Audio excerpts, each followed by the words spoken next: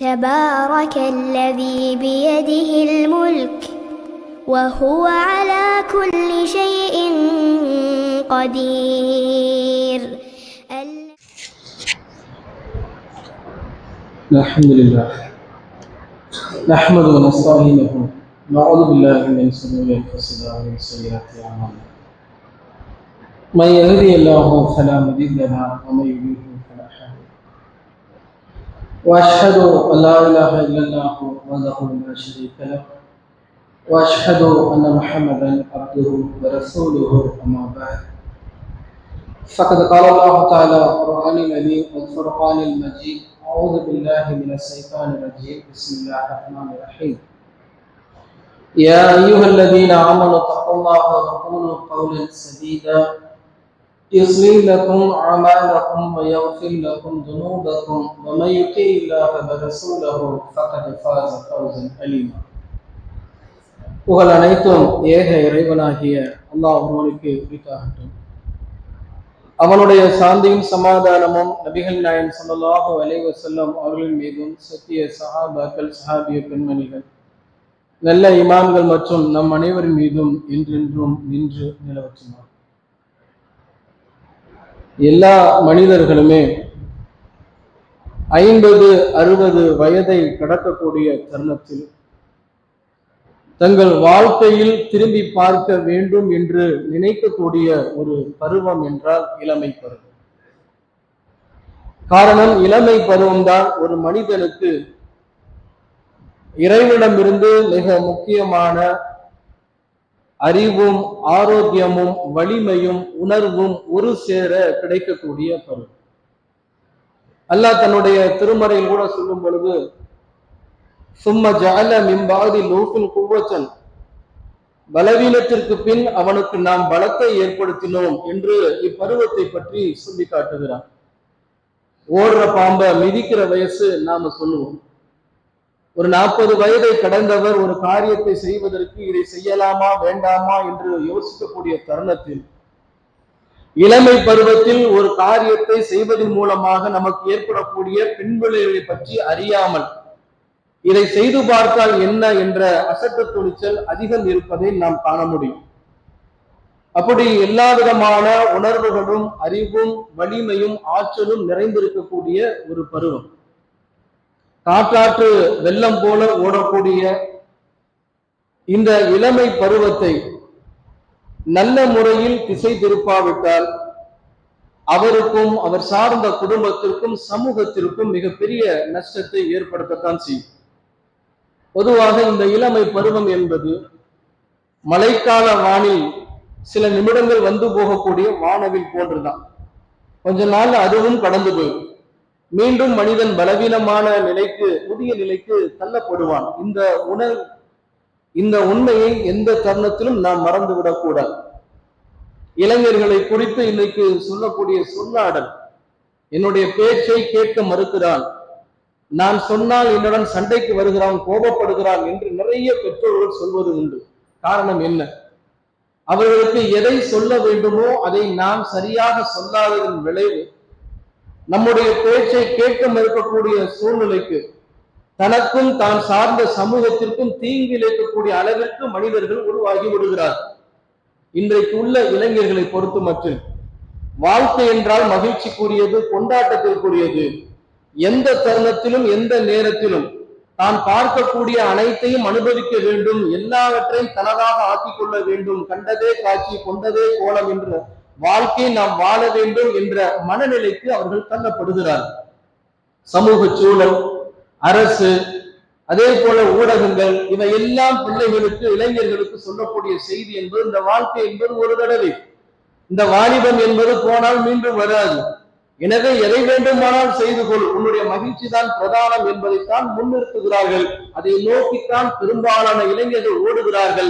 அதனால் தனக்கும் தான் சார்ந்த சமூகத்திற்கும் என்ன கேடு வந்தாலும் அதை பற்றி கவலை இல்லை என்ற அடிப்படையில் அவர்கள் பயணப்படுகிறார்கள் என்றால் அதற்கு மிக முக்கிய காரணம் பெற்றோர்கள் தான்.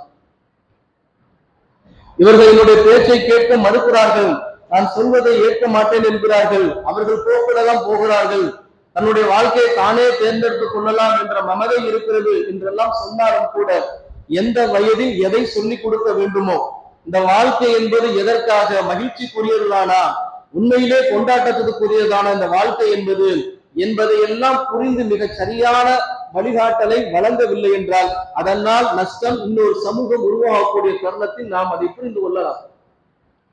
அல்லாஹ் எப்படி இந்த வாழ்க்கையை மனிதனுக்கு வழங்கி இருக்கிறான், எதற்காக வழங்கி இருக்கிறான் என்ற திருமறை குர்ஆனுடைய வசனங்களை நாம் நம்முடைய பிள்ளைகளுக்கு ஆரம்பத்திலிருந்தே சொல்லிக் கொடுக்க வேண்டும்.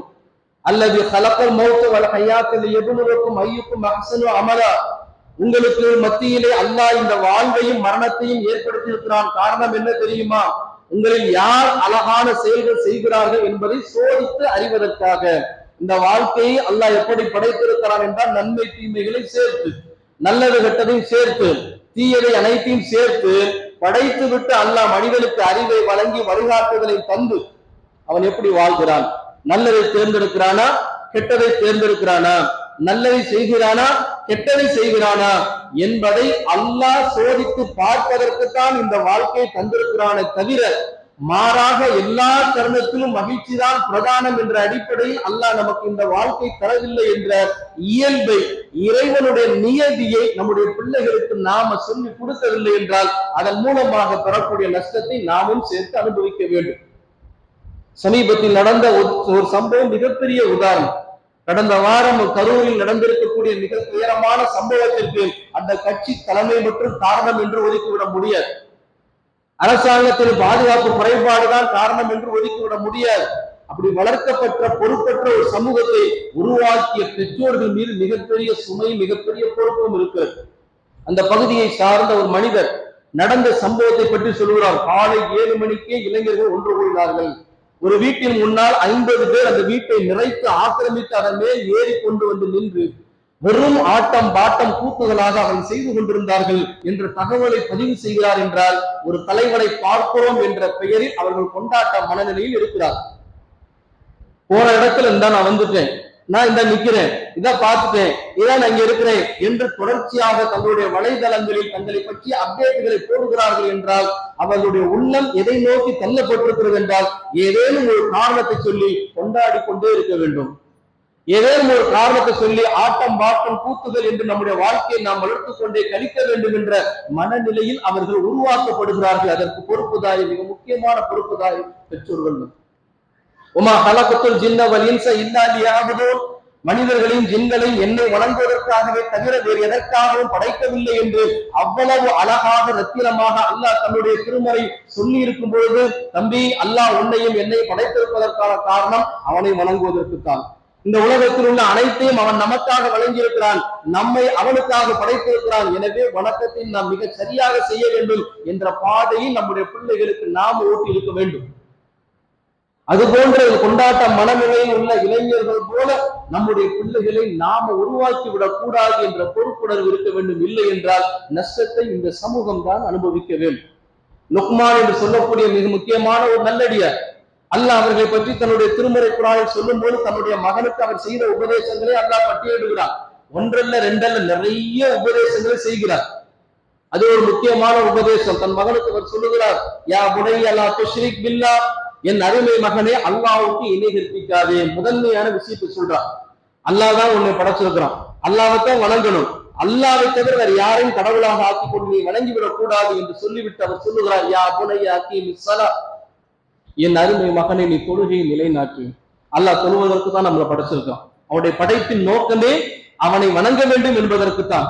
வணக்கத்தில் முதன்மையானது தலைமையானது இந்த தொழுகைதான். எனவே நீ தொழுகை வணங்கு என்று தன்னுடைய பிள்ளைகளுக்கு தொழுகை காட்டிவிட்டு சொன்னார். வஅமுர் பில் மஅரூஃபி வன்ஹா அனில் முன்கர், நீ நன்மை ஏவு தீமை கெடு. எதை நன்மை என்று நீ அறிந்து கொண்டாயோ அதை நீ செய்து பிறருக்கு ஏவு. எதை தீமை என்று தெரிந்து அதிலிருந்து விலகி நின்றாயோ அதையெல்லாம் யாரெல்லாம் செய்கிறார்களோ அவனுக்கு போய் இது தீமை, இதிலிருந்து விலகுங்கள் என்று நீ சொல். அப்படி சொல்லக்கூடிய தருணத்தில் உனக்கு சிக்கல்கள், துன்பங்கள், பிரச்சனைகள் வரத்தான் செய்யும். வஸ்பிர் அலா மா அஸாபக், அது போன்ற தருணங்களில் உனக்கு துன்பங்கள் வரும் பொழுது அதை நீ சகித்துக்கொள். இன்ன தாலிக மின் அஸ்பில் உமூர், அதுதான் சிறந்த காரியம் என்று தன் மகனுக்கு உபதேசம் செய்கிறார். சற்று யோசித்து பாருங்கள், எத்தனை பெற்றோர்கள் இது போன்று தம்முடைய பிள்ளைகளை தமக்கு அருகில் வைத்துக் கொண்டு உபதேசித்திருப்போம். பொதுவாக பெற்றோர்கள் எப்படி நினைக்கிறாங்கன்னா, பிள்ளைக்கு நாம் செய்ய வேண்டிய காரியம் நல்ல உணவு. நல்ல உணவை நம்ம பிள்ளைகள் கொடுக்கிறோம்.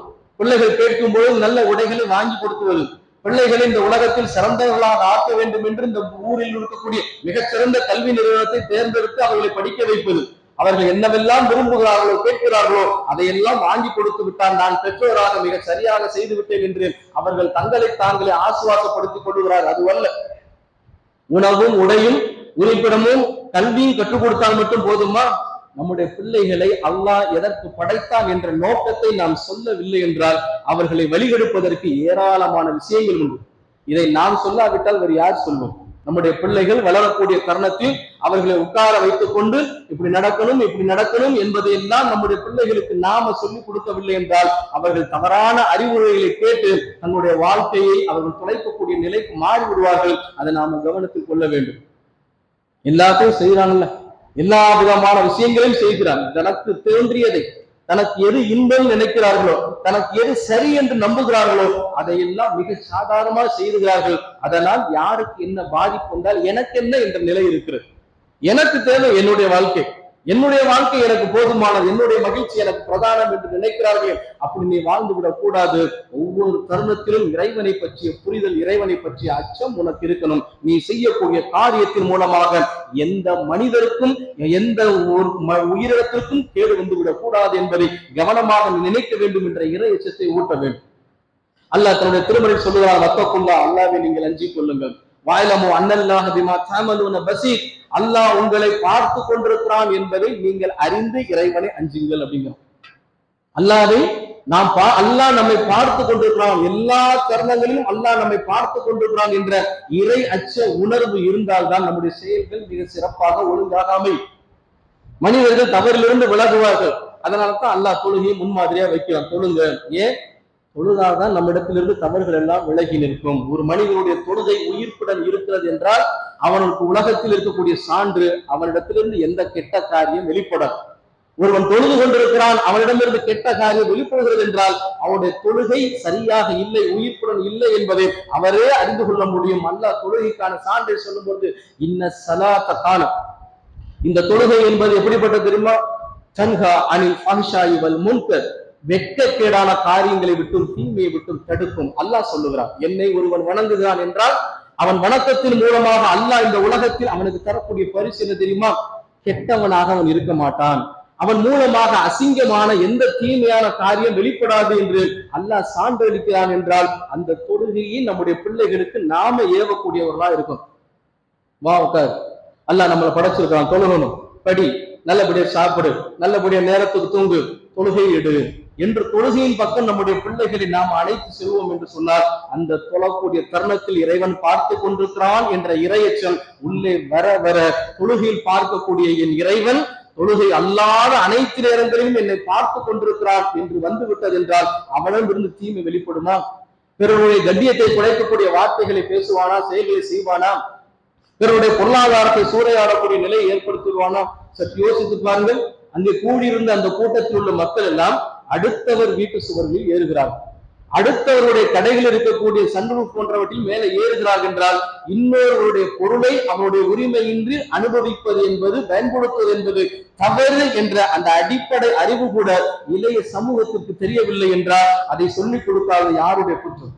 பெற்றோருடைய குற்றம் தானே. யாரோ ஒருவருக்கு பின்னால் போய் நீ நிக்காதே, உன் வாழ்க்கையை தொலைத்து விடாதே, உனக்கான வாழ்க்கை என்று ஒன்று இருக்கிறது என்பதை பிள்ளைகளுக்கு திரும்ப திரும்ப சொல்லிக் கொடுத்து கொண்டிருந்தால் அந்த பிள்ளைகள் சீருள்ள பிள்ளைகளா வளர்ந்திருப்பார்கள் தானே. 41 உயிர் பறிபோய் விட்டது. பறிபோயிருப்பதற்கான காரணம் என்ன? யாரும் பொறுப்பேற்க மறுக்கிறார், அரசும் பொறுப்பேற்க மறுக்கிறது, கட்சியும் பொறுப்பேற்க மறுக்கிறது, அந்த மக்களும் கலந்து கொண்ட மக்களும் பொறுப்பேற்க மறுக்கிறார்கள். போன உயிர் போனதுதான். இப்படித்தான் தொடர்ச்சியாக நடந்து கொண்டே இருக்கும். காரணம் என்ன? வளர்க்கப்படக்கூடிய சூழல் இப்படி இருக்கும் என்றால் அவர்கள் இதை தாண்டி வளரக்கூடிய நிலையை அவர்கள் அடையவே மாட்டார்கள். பெற்றோர்களாக நாம சொல்லிக் நம்முடைய பிள்ளை நல்லவர்களாக இருக்க வேண்டும். நம்முடைய பிள்ளை நாளை மறுமையில் இறைவனை சந்திக்கக்கூடிய தருணத்திலே இறை திருப்தியை அடையக்கூடியவனாக இருக்க வேண்டும் என்ற எண்ணம், மனிதாபிமானம், அக்கறை பெற்றோர்களாக நம்முடைய உள்ளத்தில் இருந்தா பிள்ளைக்கு பார்த்து சொல்லுவோம். ஒரு நேரம் சாப்பிடறோம்னா, தம்பி சாப்பிடுப்பா, சாப்பிடலாம் உடம்பு கெட்டு போயிருப்பா சொல்றோமா இல்லையா? நேரம் தாண்டி தூங்குனா தூங்க, அப்படி நேரம் தாண்டி விழிச்சிருக்காதப்பா, உடம்பு கெட்டு போயிடும் சொல்லுகிறோமா இல்லையா? அப்ப அல்லாஹ்வுடைய வேதத்தையும் அல்லாஹ்வுடைய தூதர் ஸல்லல்லாஹு அலைஹி வஸல்லம் அவர்கள் நமக்கு சொன்ன செய்திகளை நம்முடைய பிள்ளைகளுக்கு அவருடைய வயதிற்கு தகுந்தாற்போல் மெல்ல மெல்ல நாம சொல்லி சொல்லி வளர்த்தோம் என்றால் அவர்களால் இந்த சமூக சூழல் மேம்படத்தானே செய்யும். இன்றைக்கு பொறுப்பற்றவர்களாக இருக்கிறார்கள். பிறருக்கு அவர்கள் செய்யக்கூடிய காரியங்களை குறித்து அக்கறையற்றவர்களாக குறுகிய மனப்பான்மையுடன் வளர்வதை நாம் பார்க்க முடிகிறது. ஆனால் நபிகள் நாயகம் ஸல்லல்லாஹு அலைஹி வஸல்லம் அவர்கள் நபி ஆனதற்கு பின்னால் மாத்திரமல்ல, நபி ஆவதற்கு முன்னால் கூட தன்னுடைய சமூக சூழலை உணர்ந்து சமூக அக்கறையுடன் உதவி செய்யக்கூடியவர்களாக இருந்தார். வரலாற்றில் பார்க்க நபிகள் நாயகம் ஸல்லல்லாஹு அலைஹி வஸல்லம் அவர்கள் இளைஞராக இருந்தபோது அன்றைக்கு இருக்கக்கூடிய மக்களில் இருக்கக்கூடிய சில இளைஞர்களோடு ஹில்புல் முத்தையிஃபின் என்று சொல்லக்கூடிய ஒரு அமைப்பில் இணைந்து மக்களுக்கு மத்தியில் அவர்கள் சேவையாற்றினார்கள். நபி ஆவதற்கு முன்னாடி நபி ஸல்லல்லாஹு அலைஹி வஸல்லம் அவர்கள் நபி ஆனவுடன் பயந்து கொண்டு தன் மனைவியுடன் வந்து என்னை போர்த்துங்கள் என்று சொல்லும் பொழுது அன்னை கதீஜா ரலியல்லாஹு அன்ஹா அவர்கள் என்ன சொல்லி ஆசுவாசப்படுத்தினார்கள் தெரியுமா? முகமதே கவலைப்படாதீங்க, அல்லாஹ் அவங்களை கைவிட மாட்டாங்க. நீங்க தானே விருந்தினர்களை உபசரிக்கிறீங்க, உறவினர்களை அரவணைக்கிறீங்கல்ல, ஏழைகளுக்காக நீங்க இறங்கி போறீங்களா இல்லையா? மரியாவுடைய சிரமங்களை உங்கள் சிரமங்களாக உங்கள் தோள்களை தூக்கி வைத்து அவருடைய சிரமங்களை போக்குறீங்களா இல்லையா? அப்படி நற்குணமுடைய உண்மையா அல்லாஹ் கைவிடுவான் என்று அந்த கதீஜா ரலியல்லாஹு அன்ஹா சொல்லுகிறார் என்றால் நபிகள் நாயகம் ஸல்லல்லாஹு அலைஹி வஸல்லம் தன்னுடைய இளமை பருவத்தில் தான் சார்ந்த மக்களை கண்ணை போல நேசித்தார். அதைத்தான் தன்னுடைய மார்க்கமாக சொன்னார். தீனுன் நசீஹா, இந்த மார்க்கம் என்பது பிறர் நலனில் அக்கறை காட்டக்கூடியது. என் நலன் முக்கியம் இல்லை, என் குடும்பத்தின் நலன் மாத்திரம் முக்கியம் இல்லை, என்னை சுற்றி இருக்கக்கூடிய அத்தனை மனிதர்களும் நலமோடு வாழணும், அவர்களுக்கு என்னால் எந்த தீங்கும் ஏற்படக்கூடாது என்று நினைப்பதுதான் இஸ்லாமிய மார்க்கம். அதை கடைபிடிப்பு வந்தால் முஸ்லிம் என்ற நற்செய்தி நபிகள் நாயகம் ஸல்லல்லாஹு அலைஹி வஸல்லம் சொல்லுகிறார்கள் என்றால் அல்லாஹ்வின் தூதர் ஸல்லல்லாஹு அலைஹி வஸல்லம் அவர்கள் சிறு வயதிலிருந்தே அப்படி வளர்கிறார்கள். அதைத்தான் தான் கொண்டு வந்த மார்க்கத்தின் பிரகாரம் மக்களுக்கு மத்தியிலே சொன்னார்கள், எல்லாருக்கும் சகோதரர். இன்னமல் முஃமினூன இஹ்வத்துன், மூமின்கள் அனைவரும் சகோதரர்கள். இதை தாண்டி ஒருபடி மேலே சொல்லுகிறார்கள். அல்லாஹ்வின் தூதர் ஸல்லல்லாஹு அலைஹி வஸல்லம் தான் கொண்டு வந்த இறைச்சியின் வெளியாக யா அய்யுஹன்னாஸ் இத்தகு ரப்பக்கும் அல்லதி கலகக்கும் மின் நஃப்ஸின் வாஹிதா, மனிதர்களே உங்களை ஒரே ஒரு இறைவனிலிருந்து ஒரே ஒரு மனிதரிலிருந்து படைத்த உங்கள் இறைவனை அஞ்சிக் கொள்ளுங்கள். அல்லாஹ் ஒருத்தரை தான் படைத்தார். ஆதம் என்ற ஆதிபிதாவை படைத்து அவருடைய விழா எலும்பில் இருந்தால் இன்னொரு மனிதராக ஹவ்வா அலைஹிஸ்ஸலாமை படைத்து அவர்கள் இருவரில் இருந்தால் பல்கி பெருக செய்தால் நீங்கள் இனங்களாக, நீங்கள் மொழிகளாக, தேசங்களாக, மதங்களாக நீங்கள் வேறுபட்டிருந்தாலும் அனைவரும் சகோதரர்கள் என்ற தத்துவத்தை இஸ்லாம் சொல்லுகிறது. தன் மக்களுக்கு சொல்லி பிரிந்திருக்கக்கூடிய சமூகத்தை நபிகள் நாயகம் ஸல்லல்லாஹு அலைஹி வஸல்லம் அவர்கள் ஒன்றாக்கினார்கள் என்றால் இந்த அக்கறை நம்முடைய பிள்ளைகள் உள்ளத்தில் ஊற்றி வர வேண்டும். ஆனா இன்னைக்கு எப்படி வளர்க்கிறாங்க தெரியுமா? பிள்ளைங்க சிறு பிள்ளையாக இருக்கும்போது பள்ளிக்கூடங்கள் போகும்பொழுது டிஃபனு ஸ்நாக்ஸை கொடுத்து அனுப்பும் பொழுது எல்லாத்தையும் நல்லா சாப்பிட்டு வாப்பா அப்படின்னு சொல்லக்கூடிய அட்வைஸோட இன்னொரு அட்வைஸ் என்ன தெரியுமா? யாருக்கும் கொடுக்காம சாப்பிடும், நீ மட்டும் சாப்பிடும். இது எவ்வளவு பெரிய மோசமான அறிவுரை! இப்படி வளரக்கூடிய பிள்ளைதான் அதே பெற்றோருக்கு தீங்கு செய்து ஓரமா போமா, உனக்கு இந்த வீட்டுல இடம் இல்லை சொல்றாங்களா இல்லையா? எதை நாம் கற்றுக் கொடுக்கிறோமோ, எதை நாம் நம்முடைய பிள்ளைகளிடத்தில் திணிக்கிறோமோ அதுதான் வெளிப்படும். பிள்ளைகள் என்பவர்கள் கண்ணாடி மாதிரி, நாம எதை காட்டுறோமோ அதைத்தான் அவர்கள் திரும்ப காட்டுகிறார்கள். அப்ப நம்ம கவனிக்கலாம், சாப்பிடு, உன் பக்கத்துல யாரையும் சாப்பிடாம இருந்தா அவங்களுக்கு கொடு. இதுதான் அடிப்படை பாடம். இதுதான் நமக்கு இஸ்லாமிய மார்க்கம் சொல்லுவது. இஸ்லாமிய மார்க்கம் வெறும் வணக்க வழிபாடுகளை மாத்திரம் சொல்லக்கூடியதா? வாழ்வியலில் அத்தனை விஷயங்களையும் சொல்லி எப்படி நடக்க வேண்டும் என்பதை பிறப்பு முதல் இறப்பு வரைக்கும் நம்முடைய மார்க்கம் சொல்லி இருக்கும் பொழுது அதை நம்முடைய பிள்ளைகளுக்கு சொல்லணும். எப்பா உன்னை சுற்றி இருக்கக்கூடியவர்கள் எந்த மதத்தை சார்ந்தவராக இருந்தாலும், எந்த மொழியை சார்ந்தவராக இருந்தாலும் அனைவரும் சகோதரர்கள், அனைவரும் அல்லாஹ்வின் இறை அடியார்கள். அவரிடத்தில் நீ நல்லதை நாடு, நல்லபடியா நட, நல்லபடியா பேசு, அவர்களுக்கு உதவி செய்கின்ற இஸ்லாமிய மார்க்கத்தை நாம் உணர்ந்து புரிந்து பின்பற்றி நம்முடைய பிள்ளைகளுக்கு சொல்லிக் கொடுத்தால்தான் அவர்கள் வருங்காலத்தில் நம்மையே பாதுகாப்பார்.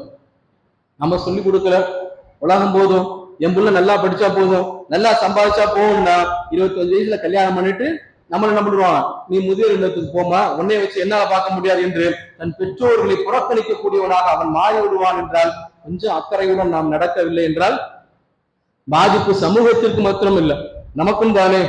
எல்லாரையும் எல்லாம் மறுமையை விசாரிப்பான்ல. நபிகள் நாயகம் ஸல்லல்லாஹு அலைஹி வஸல்லம் சொல்றாங்க, குல்லுக்கும் ராயின், உங்களில் அனைவரும் பொறுப்புதார். யாரா இருந்தாலும் சரிதான், நீங்களா இருந்தாலும் நானாக இருந்தாலும் உலகத்தில் எந்த மனிதராக இருந்தாலும் அவருக்கு கீழ் உள்ளவர்களை பற்றி அல்லாஹ் மறுமையில் விசாரிப்பான். எல்லா மனிதர்களும் விசாரிப்பான். நபிகள் நாயகம் ஸல்லல்லாஹு அலைஹி வஸல்லம் உங்கள் அனைவருமே பொறுப்புதார்கள். வகுல்லுக்கும் மஸ்ஊலுன் அன் ரய்யத்திஹி, உங்கள் பொறுப்புகளை குறித்து மறுமையில் அல்லாஹ் விசாரிப்பான்.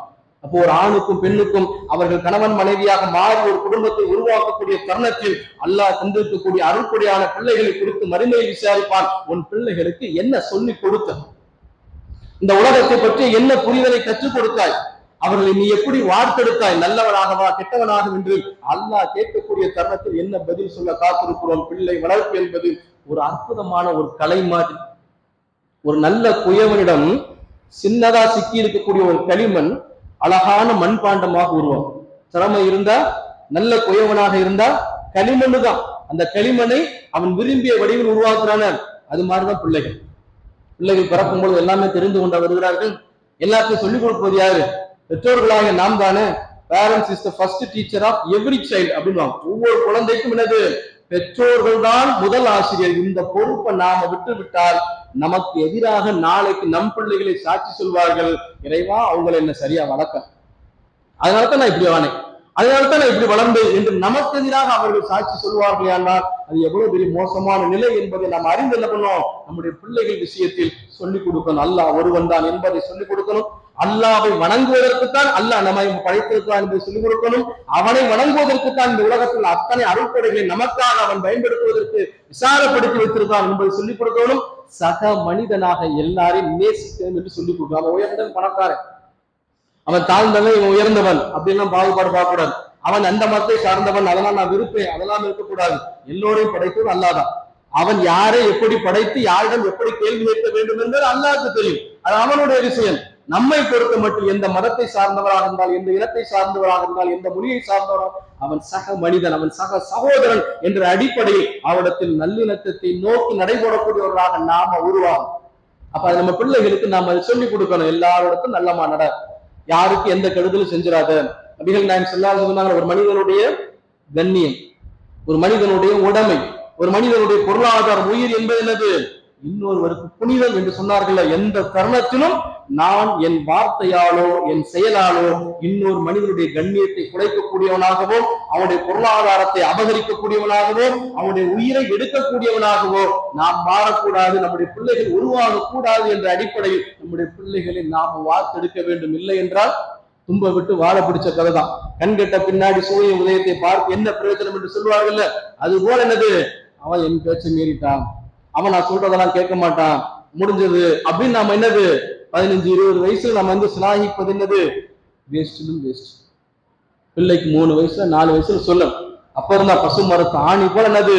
எந்த பருவத்தில் எப்படி சொன்னால் அவர்களுக்கு புரியுமோ அது போன்ற என்னது நாம நம்முடைய பிள்ளைகளுக்கு சொல்லிக் கொடுக்க வேண்டும். இந்த வாழ்க்கையை பொறுத்த மட்டில் இன்பம் தான் பிரதானம் என்ற அடிப்படையில் இன்றைக்குள்ள இளைய சமூகம் விபச்சாரத்தின் பக்கம் மிக சாதாரணமா போறாலாம் இல்லை. தவறு செய்வன வேண்டும் என்றால் முதல்ல வீட்டுக்கு வெளியே போனாதான் தவறு செய்ய முடியும். இன்னைக்கு வீட்டுக்குள்ள இருந்தே தவறு செய்ய முடியும் தானே?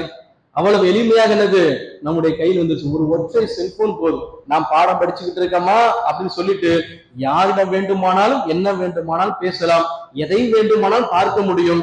பார்த்த விஷயத்தை அடுத்த வினாடியே பார்க்காத போல அழிக்கவும் முடியும். அத்தனை டெக்னாலஜி வளர்ந்துருக்குல்ல. என் பிள்ளைக்கு நான் செல்போன் வாங்கி கொடுத்துட்டேன். என் காலத்துல நான் போனெல்லாம் பார்த்ததே கிடையாது.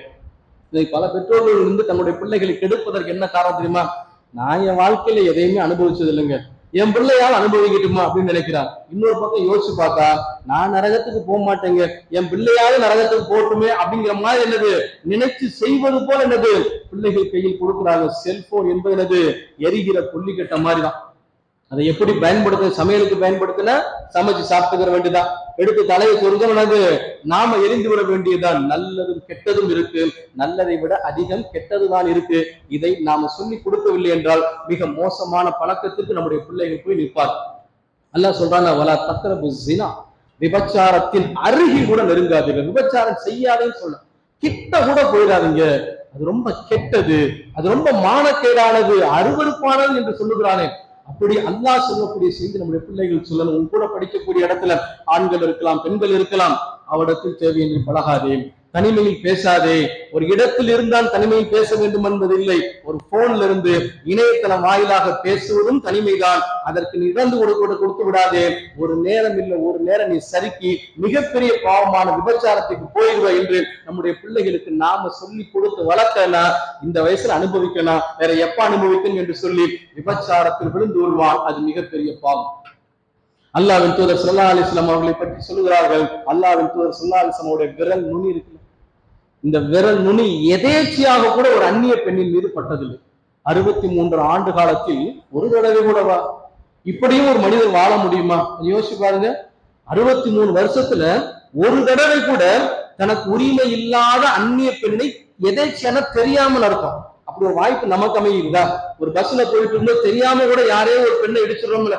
ஆனால் நபிகள் நாயகம் ஸல்லல்லாஹு அலைஹி வஸல்லம் அவர்கள் கவனித்து வாழ்ந்தார்கள் என்றால் இந்த ஒழுக்க சீலரைத்தான் அல்லாஹ் புடம் போட்டு தங்கமா நமக்கு காட்சி இவரை பின்பற்று என்று சொல்லும் பொழுது இவர் தான் நமக்கு முன்மாதிரி என்று நம்ம பிள்ளைகளுக்கு நாம சொல்லிக் கொடுக்கலன்னா யாரையோ ஒருத்தனை முன்மாதிரி ஆக்கி கொண்டினது அவன் பின்னாடி போய் தன்னுடைய வாழ்க்கையை கொலை கூறுவான் என்பதில் கவனமுடையவர்களா இருக்கும். இன்றைக்கு மகிழ்ச்சி பிரதானம் என்ற அடிப்படையில இன்னைக்கு சின்னஞ்சிறுவர் கூட போதை பழக்கத்திற்கு ஆளா. 13-14 வயசில் இளம் பருவம் டீனேஜுக்குள்ள நுழையும் பொழுது ரொம்ப எளிமையாக நண்பர்கள் மூலமாக அடா மாப்பிள்ள இப்ப இல்லைன்னா எப்ப சும்மா ஜாலிதான், நல்லாதான் இருக்கும், கொஞ்சம் வெயிட் இல்லையா வெயிட் போடலாம், இல்ல ஸ்கின்ல நல்லா க்ளோ ஆகும், இதை சாப்பிட அதை சாப்பிட பண்ணுவான். எல்லா விதமான போதை பழக்கத்திற்கும் மனிதர்களை விட்டு செல்வதை நம்ம பார்க்க முடிகிறது. அரசாங்கம் தடுத்திருக்க வேண்டிய ஒன்றை அரசாங்கமே நடத்துகிறது. அது நம்ம நாட்டுடைய துரதிர்ஷ்டம். ஆனால் பொறுப்புள்ள பெற்றோர்கள் அதன் பக்கம் நம்முடைய பிள்ளைகள் போய்விடக் கூடாது என்று எச்சரிக்கை இருக்கணும், சொல்லிக்கிட்டே இருக்கும். இல்லைன்னா மனிதர்கள் என்னது யாராக இருந்தாலும் சரி மடை மாறிக்கொண்டு. அதனால தான் அல்லாஹ் ஜும்மா வச்சிருக்கிறான். ஏன் ஒவ்வொரு வாரம் ஜும்மா வச்சு ஜும்மாவுக்கு வாங்க உரை நிகழ்த்தும் ஏன் அல்லாஹ் சொல்ல வேண்டும்?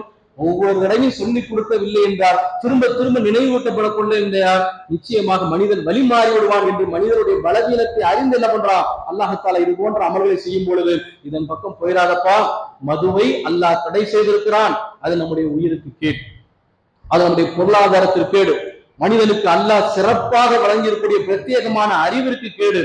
எல்லாம் அதை விட்டு உன்னை விட்டு போயிடும், நீ மனிதன் என்ற நிலையிலிருந்து விலகி இருப்ப, அதை சந்தோஷம் நினைச்சு அறிந்திராது என்று இறைவசனத்தை சொல்லணுமா இல்லையா? நபிகள் நாயகம் ஸல்லல்லாஹு அலைஹி வஸல்லம் காலத்தில் குடிப்பதை பெருமையாக கருதிய ஒரு சமூகம், குடிப்பதற்கான மதுவை வீட்டில் அதிகம் வைத்திருந்தால் அவர்தான் பெரிய வசதியுடைய நினைக்கக்கூடிய சமூகம், தங்களுடைய விருந்தினர்களுக்கு மதுவைத்தான் அவர்கள் புகட்டக்கூடியவராக இருக்கக்கூடிய சமூகத்தை அல்லாஹ் இறை நம்பிக்கை என்ற அடிப்படையில் ஒற்றை வரியில் அவர்களை திரட்டுகிறான். இன்னமா ஹம்ரு வல் மைசிரு வல் அன்சாபு வல் அஸ்லாம், மது, சூதாட்டம், பலிபீடங்கள், குறிகேட்பதற்கான அம்புகள், இவை யாவும் என்ன தெரியுமா?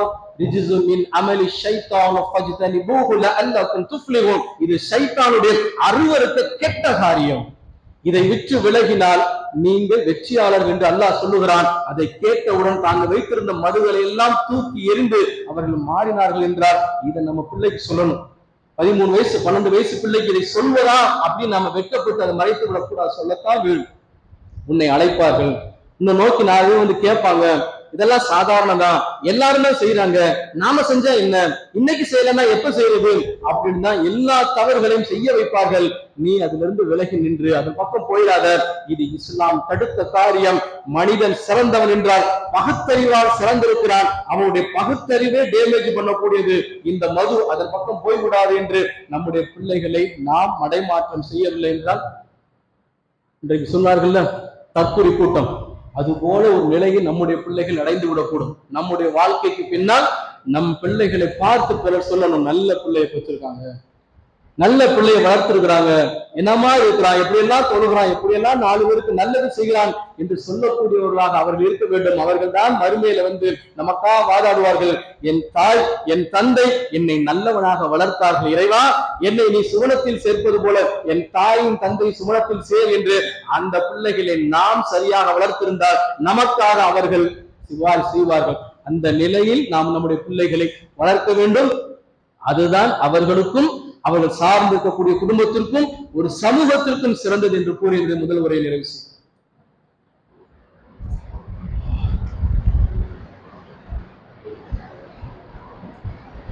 அல்ஹம்துலில்லாஹ். இந்த சமூக சிக்கலை கருத்தில் கொண்டுதான் தமிழ்நாடு தௌஹீத் ஜமாத் மாநில தலைமையின் சார்பாக தென்மண்டல இளைஞர் எழுச்சி மாநாட்டை இன்ஷா அல்லாஹ் நாளை மறுதினம் மதுரையிலே நடத்த இருக்கிறோம். தொடர்ச்சியாக 4 மாதங்கள் முன்மாதிரி முஸ்லிம் இளைஞர்கள் என்ற திட்டத்தை கையில் எடுத்து ஒவ்வொரு வீடாக போய் சென்று இஸ்லாமிய இளைஞன் என்றால் பிற இளைஞர்களுக்கு முன்மாதிரியாக இருக்க வேண்டும், அவன் கல்வியிலும் அப்படி இருக்கணும், நன்னடத்தையிலும் அப்படி இருக்கணும், பொது இடங்களிலும் அவன் இப்படி இருக்கணும், என்ற அடிப்படையில் அவர்கள் அனைத்து இளைஞர்களுக்கும், எல்லா மதத்தை சார்ந்த அல்லது மதமே வேண்டாம் என்று சொல்லக்கூடிய அத்தனை இளைஞர்களுக்கும் அவன் முன்மாதிரியாக இருக்க வேண்டும் என்பதை மையமாக வைத்து செய்த பிரச்சாரத்தின் ஒரு மைல்கல்லாகத்தான் இன்ஷா அல்லாஹ் வரக்கூடிய ஞாயிற்றுக்கிழமை இந்த இளைஞர் எழுச்சி மாநாடு நடைபெறுகிறது. இதுல இங்க வந்திருக்கக்கூடிய சகோதரர்கள் சகோதரிகள் அதிகமாக என்ன பண்ணுங்க, கலந்து கொள்ளுங்கள். எல்லாருக்கும் வேலை இருக்கும், அந்த வேலைகளை சற்று அல்லாஹ்க்கா ஒதுக்கி வைத்துட்டு வாங்க. நிகழ்ச்சி காலை 11:30 மணியிலிருந்து இரவு 10 மணி வரைக்கும் நடைபெறும். இதுல குறிப்பாக எக்ஸிபிஷன் என்று சொல்லக்கூடிய அந்த ஷோக்கு நிறைய இருக்கிறது. காலை 11:30 மணியிலிருந்து 3:30 மணி வரைக்கும் இது நடைபெறும். குறிப்பாக இளைஞர் சமூகத்திற்கான நிறைய வழிகாட்டுதல் என்னது இந்த ஷோக்கள்ல இருக்கிறது. ஒருத்தர் 10th 11th 12th முடிச்சா என்ன மாதிரியான குரூப் எடுக்கிறது, இந்த வழிகாட்டுதல் அதுல இருக்கிறது. அதே போல 10th 11th 12th முடிச்சு ஒரு குரூப் எடுத்து ஒரு டிகிரியை முடிச்சும் போது எந்த பள்ளிக்கூட எந்த கல்வி நிறுவனத்தில் படித்தால் நல்ல வேலை கிடைக்கும் என்பது சம்பந்தமான செய்தியும் சொல்லப்படுது. ஏன்னா படிக்கிறது எவ்வளவு முக்கியமோ அது போல நிறுவனம் முக்கியம். ஒருத்தர் நல்ல வேலை தருவதா இருந்தா எந்த இன்ஸ்டிடியூட்ல படிச்சேன்னு பார்ப்போம். இருக்கிறதுலே ஆக கலிசடியான ஒரு இன்ஸ்டிடியூட் நம்ம பிள்ளை நல்ல மார்க் எடுத்து படிச்சாலும் சரிதான், ஏற்றுக்கொள்ள மாட்டான், பெரிய இடத்துல வேலை கிடைக்காது. அப்ப அது போன்ற அறிவுரைகள் எல்லாம் சம்பந்தப்பட்டவர்களை வைத்து சொல்லப்படுகிறது. அதே மாதிரி அரசு வேலைகள், தமிழக அரசு வேலைகள், மத்திய அரசு வேலைகள்ல எப்படி போய் சேருவது, பெரிய உயர்கல்வி நிறுவனம் உதாரணத்துக்கு சென்னையில இருக்கக்கூடிய ஐஐடி மாதிரியான நிறுவனங்கள் எல்லாம் எப்படி போய் நாம உள்ளே சேர்ந்து படிப்பது, என்னென்ன துறையை தேர்ந்தெடுப்பது என்பது குறித்த நிறைய செய்திகள் இந்த ஷோக்கள்ல நடைபெறுகிறது. அதனால மாணவ மாணவிகள் சிறு பிள்ளைகளாக இருந்தால் சரிதான், அவர்கள் 7வது 8வது படிக்கக்கூடியவர்களாக இருந்தால் சரிதான், அவர்களை நீங்கள் அழைத்து வாருங்கள். அது நிறைய பயன்பாடுகள் இருக்கிறது. அதை ஒட்டினது மேடை நிகழ்ச்சி, மார்க்கம் சம்பந்தமான மேடை நிகழ்ச்சி நடைபெறும். இதுல நம்ம என்ன பண்ணோம், சிறராக கலந்து கொண்டு நிறைய செய்திகளை அறிந்து இந்த உலகத்திலும் நம்முடைய பிள்ளைகள் சிறந்த பிள்ளைகளாக வளர்ந்து தன் சமூகத்திற்கும் சமூக சேவையாற்றக்கூடியவர்களாக வளர வேண்டும். மறுமையிலும் அவர்களது அல்லாஹ்விடத்தில் போய் நிற்கும் பொழுது அல்லாஹ்வுடைய அருளை பெற்று மன்னிப்பை பெற்று சுவனத்திற்குரியவர்களாக இருக்க வேண்டும் என்ற அடிப்படையோடு நாம கலந்து கொள்ள வேண்டும். அல்லாஹ் நம்முடைய நோக்கங்களை அறிந்து அதன் அடிப்படையில் சுவனத்தில் நம்ம ஒன்று சேர்ப்பான் என்று கூறி இந்த 2ஆம் முறை நிறைவு செய்கிறேன். வாஹிர் தவான அல்ஹம்துலில்லாஹி ரப்பில் ஆலமீன். அஸ்ஸலாமு அலைக்கும். தூதரை பார்க்க மறந்து விட்டோம், நபி அவர்களை பார்க்க மறந்து விட்டோம். அதனுடைய விளைவுதான் இன்றைக்கு ஆடம்பரத்தில் உச்சகட்டத்தை இன்ன பிற மக்களையே அடி